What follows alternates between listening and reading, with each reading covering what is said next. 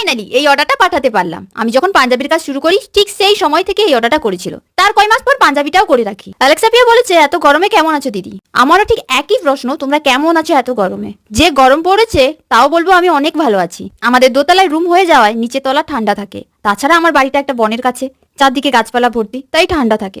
বাইরে গেলে তো রক্ষেই নেই। সোহানা বলেছে, দিদি আমি তোমার ভিডিও প্রতিদিন দেখি কিন্তু কমেন্ট করি না, আজকেই করলাম। আমি শিয়ালদা থেকে বলছি, লাভ ইউ টু সোহানা। তারপর যখন আমি বার্থডে উইশ কার্ড গুলো পোস্ট করি এবং বানাই তখন রিকোয়েস্ট করে আমাকে একটা উইশ কার্ড বানিয়ে দিও প্লিজ। তাই এই কার্ডটাও বানিয়েছি। এতে ছিল অনেকগুলো সুন্দর সুন্দর শব্দ ও অনেকগুলো ছবি লাগানো wish card, height card, chocolate. শুধু তাই নয়, প্যাকেজিং এর সময়ও আমি আরো দিয়েছিলাম উইশ কার্ড, রোজ প্যাটেল ও কালারফুল অনেক অনেক ভালোবাসা। সাথে পাঞ্জাবিতে ছোট্ট করে লিখে দিতে বলেছিল, তোমাতে আমি, কিন্তু সামনের পাশে নয়, উল্টো পাশে। আসলে বনশ্রী ম্যাম তার হাজবেন্ডের বার্থডেকে স্পেশাল বানাতে এই দুটো গিফট অর্ডার করেছিল।